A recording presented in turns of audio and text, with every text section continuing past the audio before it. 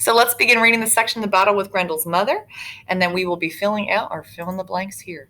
Look, I put on my video voice, guys. Could you tell the difference? You can use the chat function if you have any questions for me as we go along, too.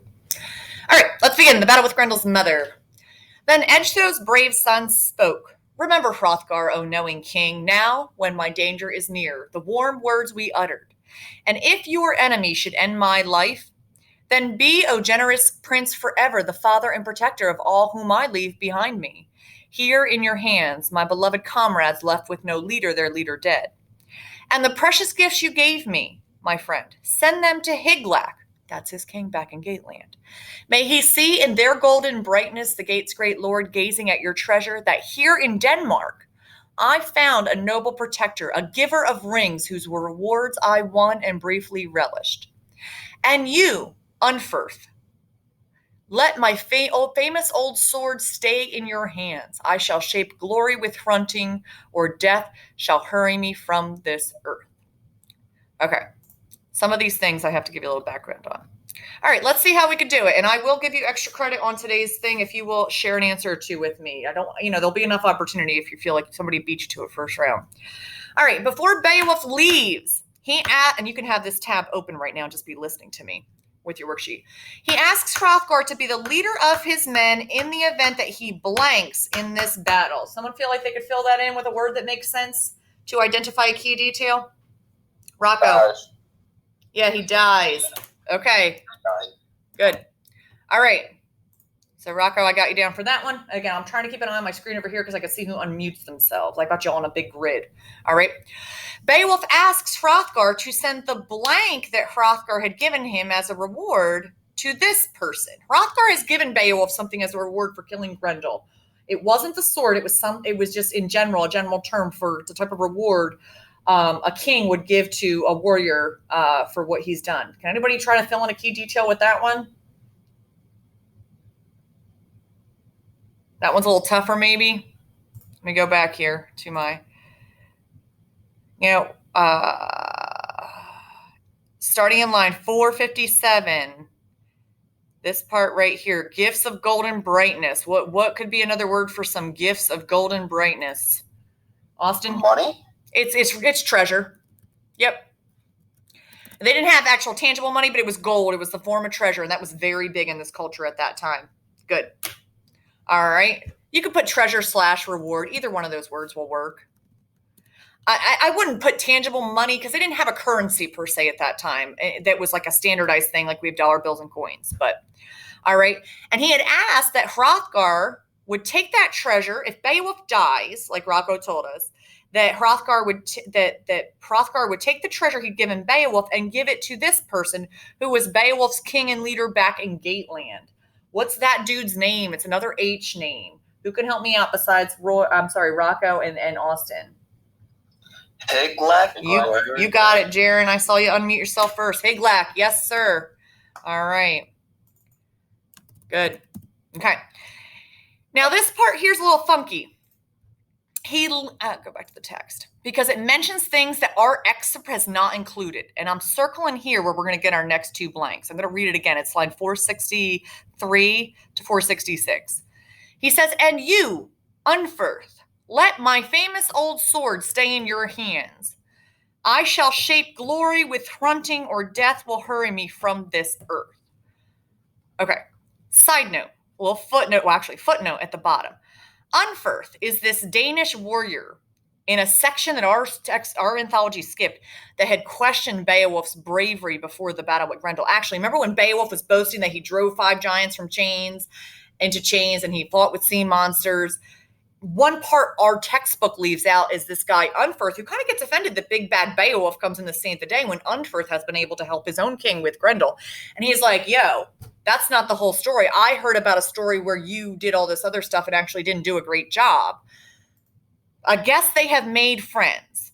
Okay. So he leaves his sword.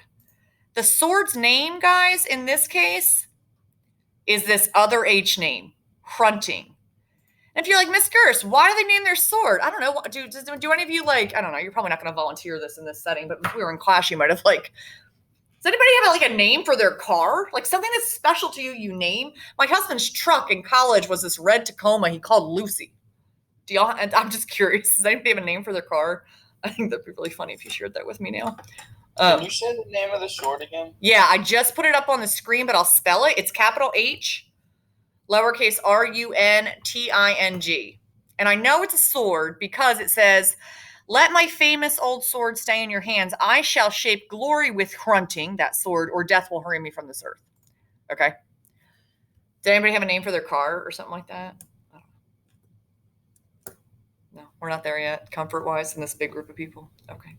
I didn't have a name for my car, but all right. And he says, "If I die, I'm going to leave this sword to you," and hit this Danish guy that Unferth. So just fill in that other blank. Okay. And I give you that in blue. Like he had questioned Beowulf's courage. How do I know that? It's in a footnote on our textbook page. And Unferth is capital U, lowercase Nferth. Not a major character in our story, but is who he says. I guess they must have made amends after Beowulf defeated Grendel, and Unferth was super happy about it. But Unferth really wasn't a big fan of Beowulf when he first got to town. Because, Unferth wasn't able to take care of Grendel himself for his king. All right, next section, 466 to 481. Okay, so Beowulf stops talking here. I know that because I see this closing quotation mark. Oh, you can't see my screen. Rocco, I don't know. Can everybody else see? Oh, is it not sharing my screen now? Hold on. Sorry, guys. No. All right, thanks for that. I appreciate that, Rocco, with that. Let me do that. I saw it in the chat. I could see it on the chat on my side screen. That worked out really well. Thank you. Thank you for not making me just, oh gosh, it kicked me out. And it kicked me out. My mic is off. Can you hear me now? Yeah. But you can't see my screen yet. Let's see if it lets me share it. It's telling me my meeting's so big, it's overwhelmed.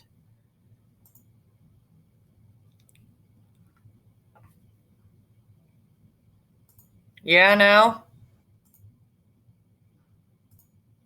Can you hear me? Can you see my screen? Thank you. Keep me posted. Google, listen, these Chromebooks, they weren't made to do this much business. So keep me posted with a little thing in the chat if I go out again. Rocco, I really appreciate that. All right, next section. So Beowulf stops talking here with the closed quotation marks, and he begins in line 467. It says, "As his words ended, he leaped into the lake, would not wait for anyone's answer. The heaving water," again, the lake's where Grendel's mother lives, somewhere at the bottom of it. "The heaving water covered him over. For hours he sank through the waves. At last he saw the mud of the bottom, and all at once the greedy," I lost my spot. "The greedy she-wolf who'd ruled these waters for 100 years discovered him, saw that a creature from above had come to explore the bottom of her wet world. She welcomed him in her claws, clutched at him savagely, but could not harm him, tried to work her fingers through the tight ring-woven mail on his breast." Again, that's that chain mail stuff. "But tore and scratched in vain. Then she carried him, armor and sword and all, to her home. He struggled to free his weapon and failed. The fight brought other monsters swimming to see her catch, a host of sea beasts who beat at his mail shirt, stabbing with tusks and teeth as they followed along. Then he realized suddenly that she'd brought him into someone's battle hall, and there the water's heat could not hurt him, nor anything in the lake attack him through the building's high arching roof. A brilliant light burned all around him, the lake itself a fiery flame." All right, so obviously we're suspending, if we weren't suspending reality already a little bit about Beowulf, he's apparently able to hold his breath for hours at a time. So worksheet, back to 466 to 481. All right. What verb makes sense from a person I haven't heard from yet? Would fit in this blank. All right. Beowulf blanks to the bottom of the lake in search of Grendel's mother. Alex, go ahead. Leaped or swims? Yep, either one. I'm going to put swims, but leaped. He leaped into the lake and then swims to the bottom, or sinks to the bottom, whatever you want. Sinks or swims. Doesn't matter. He can apparently hold his breath for hours. Just put one of those words so you don't have to fix your text box. Nice work, Alex. I got you down there for that. "She sees him and grabs hold of him, tries unsuccessfully to kill him, and drags him back to her..." What do I got there? Someone I haven't heard from yet. Also, I do want to call on some people. Like, maybe you're not sure the actual word, which I kind of get. I just need a general term for this. If I pull my screen back up, she could not have. Then she carried him armor and sword to her. Who can give me the word I'm circling right now? Home. Home. Who was that? Roy? Boom, you're on it. Okay. Brings him back to her home. He tries to fight back, but cannot free his... Did I do this in this part? Sword. Yes. Is that it? Yes. He struggled to free his weapon. Very good. Who was that? I just want to give you credit for some points. Whoever said sword was right. No? Anybody? Okay. I'm trying to look to see who unmutes themselves. Was it Alex again? I can't tell. I got to look at two screens to do it. All right. It's fine. Just put sword in there. It says weapon. Sword obviously is the weapon he has. All right. Good. We could fill in this next part too. It says other sea monsters notice the fight and try to attack Beowulf. And there were two things mentioned that these sea creatures apparently live in the lake that they used to attack him. And they were alliterative in nature, okay? Which means they both start with the same sound. Oh, this computer's not happy. Ooh, it's bouncing.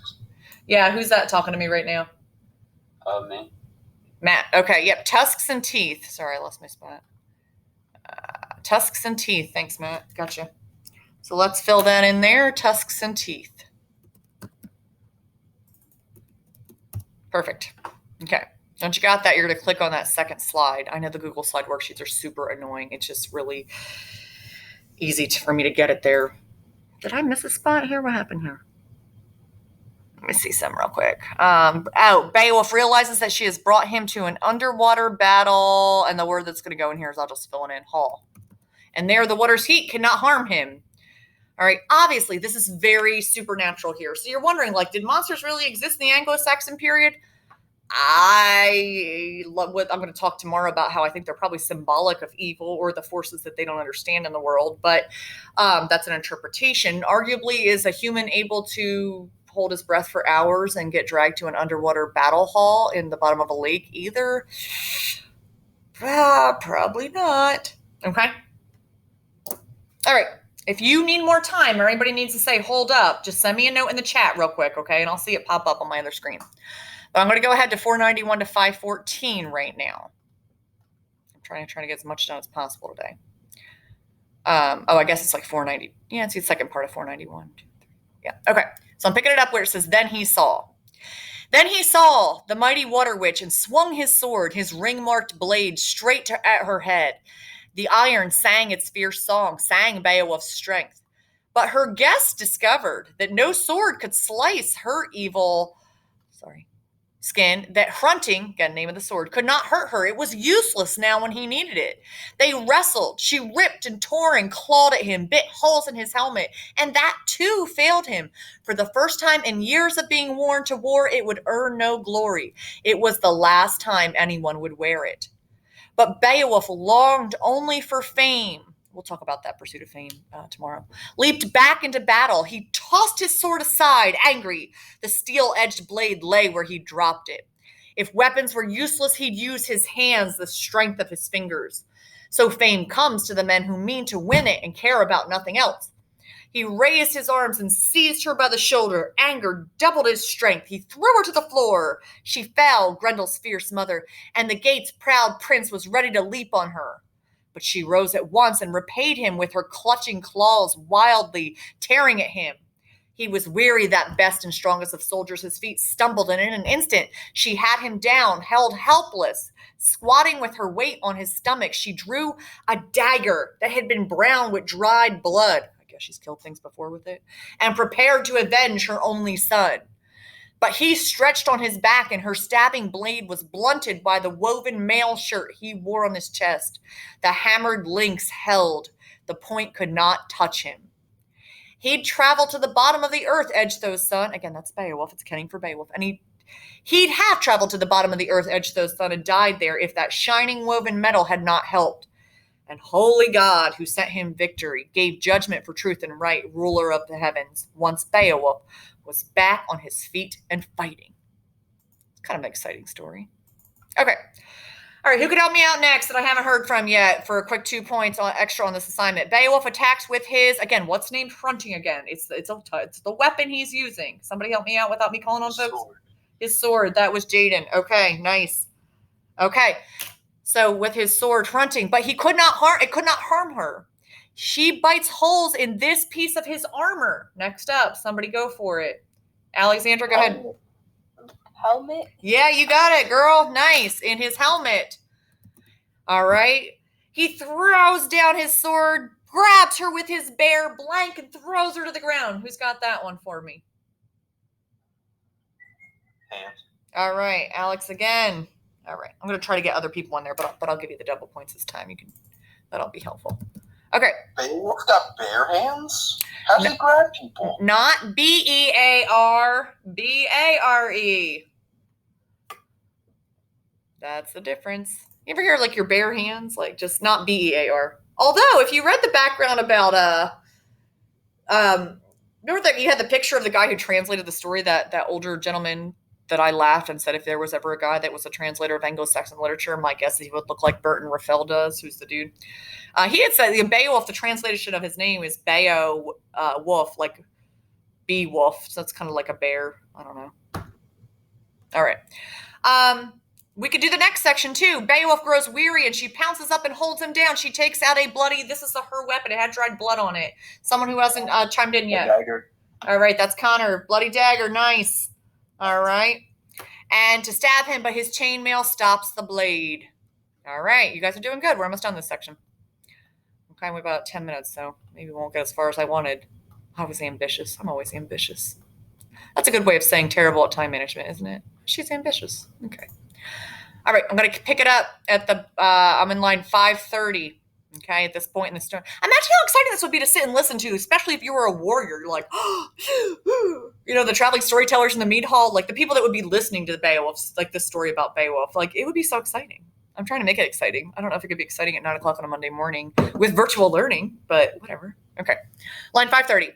Then he saw, this is Beowulf, hanging on the wall, a heavy sword hammered by giants, strong and blessed with their magic, the best of all weapons, but so massive that no ordinary man could lift it. Its carved and decorated length. He drew it from its scabbard. Y'all, the scabbard is like the case the sword goes in, okay? Broke the chain on its hilt, and then, savage now, angry and desperate, lifted it high over his head and struck with all the strength he had left. Caught her in the neck and cut it through, broke bones and all. Her body fell to the floor lifeless. The sword was wet with her blood, and Beowulf rejoiced at the sight. I'm going to keep reading. The brilliant light shone suddenly as through, though burning in that hall and as bright as heaven's own candle lit in the sky. He looked at her home, then following along the wall went walking, his hands tight on the sword, his heart still angry. He was hunting another dead monster, and took his weapon with him for final revenge against Grendel's vicious attacks. His nighttime raids over and over, coming to Heorot when Hrothgar's men slept, killing them in their beds, eating some on the spot, 15 or more, and running to his loathsome moor with another such sickening meal waiting in his pouch. But Beowulf repaid him for those visits, found him lying dead in his corner, armless, exactly as that fierce fighter had set him out from Heorot, and then struck off his head with a single swift blow. Lots of beheading in this story. Beheading is a theme too, y'all, because Macbeth in Shakespeare's play we'll read this year starts with a beheading and ends with a beheading. Anyway. All right, so they found him in the corner, armless, exactly as that fierce fighter had set him out from Heorot, then struck off his head with a single swift blow. The body jerked for the last time, then lay still. Ooh. Okay. So, did I not type that in there? Bloody dagger. We just should have done that already. Okay. Go back to your worksheet. We're looking at lines 530 to 543. After standing on his feet, Beowulf sees a large... He picks this up on the wall and kills Grendel's mother with it. Somebody I haven't heard from yet before I start calling on people. Sword. That is Jaden again. Okay. Good job. I'm going to try to get some voices I haven't heard from yet, though. But I'll give you the extra points for now on the assignment. All right. It had been made by... There was like some kind of creature with magic that made this sword. Okay. Do y'all remember catching that detail? Anybody feel like they know what that is? If I scroll up. All right. It had been somewhere around here that it gives me the answer if you want to look real quick before I call on some folks that I haven't heard from yet. Just want to make sure you're alive. Okay. Steph, help me out, girl. Look at line 531. I'm gonna get you to look here if you're there. Should be again. I don't mind cameras off. I just don't know if people are there. Well, who or what made this sword that ended up in Grendel's mother's underwater lair that actually could be used to kill her? Stephanie Holmes, can you go for it? No. I'm gonna start throwing some names out, y'all. Somebody's gotta answer me. I haven't heard from Danielle yet. Daria, Teray, Mary, Dalton, Brianna, David, Steph, Taylor, Miguel, Gabriella, Julian, Gianna. Is it magic? It is. Well, it is magic, but look at my. Can you see my screen with the text? It had been made by what type of creature am I circling right here, Taylor? Giant. Giants. You got it, girl. Okay, thank you. All right, so it had been made by giants. I'm going to type that in there. He rips it off the wall, swings at Grendel's mother, cutting her through this body part. Again, that's related to beheading. One of those names I just gave that I haven't heard from yet. Someone help me out here. Gianna, The Julian. neck. The neck. Yes, good job, Julian. All right, the neck, and she dies. All right. He still is looking for vengeance with Grendel, though, the next section. To avenge all the lives that Grendel had taken, he cuts off Grendel's this body part. All right, who can help me out with that one? Gianna, Miguel, Gabriella, Steph, Brianna, Dalton, Mary, Teray, Daria, Danielle. Head. Good job, Brianna. All right, nice. Okay. All right. No, we're not going to finish this today. What the poop? Okay. All right, let me read the next section. We'll get as much as we can done. That's okay. There won't be anything to hit submit on today. I'm just going to have to add details to this posting tomorrow. Okay. This section is almost, why is it so long? Nah. All right. All right, starting in line 563. The wise old warriors who surrounded Hrothgar. So these are people up on top of the water, not knowing what's going on underneath, okay? So the wise old warriors who surrounded Hrothgar, like him staring into the monster's lake, saw the waves surging and blood spurting through. They spoke about Beowulf, all the graybeards. Y'all, graybeards are dirty old men that have wisdom. They whispered together and said that hope was gone, and that the hero had lost fame in his life at once and would never return to the living, come back as triumphant as he had left. Almost all agreed that Grendel's mighty mother, the she-wolf, had killed him. I mean, based on their vantage point, that looked like it. The sun slid over past noon, went further down. The Danes gave up. They left the lake and went home, Hrothgar with them. The Gates, though, stayed, sat sadly watching, imagining that they saw their lord, but not believing they would ever see him again. Now back underwater we go. Okay, see this little dash here? So we've been following what's under the water. We got the view from the top. They don't know what's happening. And now we're going to go back under. Okay. Now, when Beowulf cut off Grendel's head, the sword melted, blood-soaked, dripping down like water, disappearing like ice when the world's eternal lord loosens invisible fetters and unwinds icicles and frost as only he can. So that giant sword, it melted when he cut Grendel's neck off. And it melted just like when God, the eternal Lord, capital E, capital L, makes icicles and frost melt when the sun comes out. Okay, and he's talking more about God here. He who rules times and seasons, he who is truly God, period. Now the monster's hall was full of rich treasures, but all Beowulf took was Grendel's head and the hilt of that giant's jeweled sword. Y'all, a hilt is this part here. Okay, it's the bottom of the sword. Okay, sorry, I wanted to show you that. I knew there was a picture of that there. And the hilt of the giant's jeweled sword, the rest of that ring-marked blade had dissolved in Grendel's steaming blood, boiling even after his death. And then the battle's only survivor, aka Beowulf, swam up and away from those silent corpses. The water was calm and clean, the whole huge lake peaceful, once the demons who had lived in it were dead. Then that noble protector of all seamen, all right, that's accounting for Beowulf again, swam to land, rejoicing in the heavy burdens he was bringing with him. That burden was Grendel's head and that big base of that sword. He and all his glorious band of Gates thanked God for that their leader had come back unharmed. They left the lake together. The Gates carried Beowulf's helmet and his mail shirt. Behind them, the water slowly thickened as the monster's blood came seeping up. They walked happily across the roads all of them remembered, left the lake and the cliffs alongside it, brave men staggering under the weight of Grendel's skull, too heavy for fewer than 4 of them to handle. 2 on each side of the spear jammed through it. yet proud of their ugly load and determined that the Danes seated in Heorot should see it. Soon 14 Geats arrived. Fun fact, 14 was how many Beowulf brought with him, total of 15. But remember, he let one dude die to Grendel first. So now with Beowulf, there's only a total of 14. Soon 14 Geats arrived at that hall, bold and warlike, and with Beowulf, their lord and leader, they walked on the mead hall green. Then the Geats' brave prince, counting for Beowulf, entered Heorot covered with glory for the daring battles he had fought. He sought Hrothgar to salute him and show Grendel's head. He carried that terrible trophy by the hair. Ugh, gross. Brought it straight to where the Danes sat drinking, the queen among them. It was a weird and wonderful sight, and the warriors stared. All right, let's just fill in the gaps for this one. All right, the warrior standing on the lake's shore has seen the bubbling in the water. They think Beowulf has what? Can I get Danielle, Daria, Teray, Mary, David, Steph, or Miguel to answer that, or Gianna to answer that question? Well, they initially thought he had what? That he was what? Dead. Thank you. So they think that Beowulf has died. Thank you, David. Okay, they thought Grendel's mother had won, so many of the Danes gave up hope and went Home. home. Who's that? Alex again? All right, good. Went home. All right. Beowulf, who's still underwater in the lair, finds that the hall is full of this, but he doesn't take any of it. Help me out here. Hey, Shantae, I'm almost done with this class. It's class end at 13 or 11. All right, I'm just going to fill these in. Treasure. Hall is full of treasure.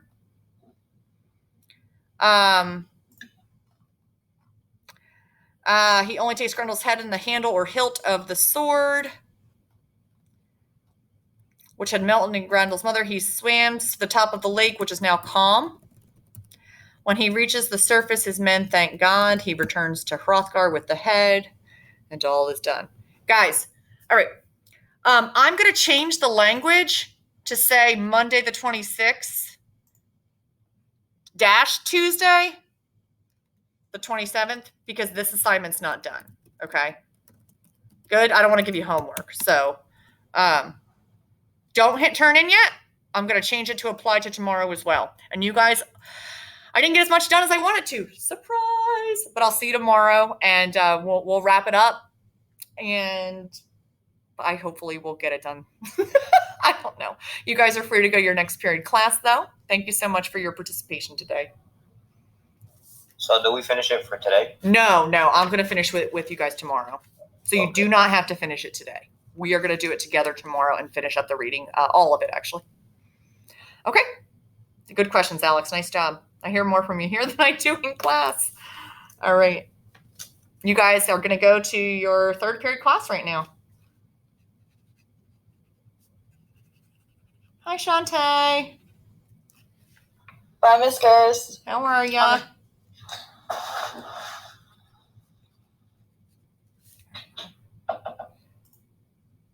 Let me go to my history and restart my document. Oh, no. Wait, Miss Gers, so I can leave the other Google Classroom. I just stay in the remote one. Stay where you're at. I'm almost done updating all grades. Okay. Almost. All right, Darian, Teray, you guys can sign out now. I'm going to use the same Google Meet for all periods. You don't have to finish this worksheet. We didn't get it done in class. We're going to finish tomorrow. So you don't have to hit turn in for today. Okay. I could just see that you guys are still signed in. Maybe they are off next period. I can take them out of the call, I think. Hi, Catherine. Hi, Aaron. Oh, I wanted my music playing again. I got to end this recording. Hold on. I got to figure out what I'm doing here.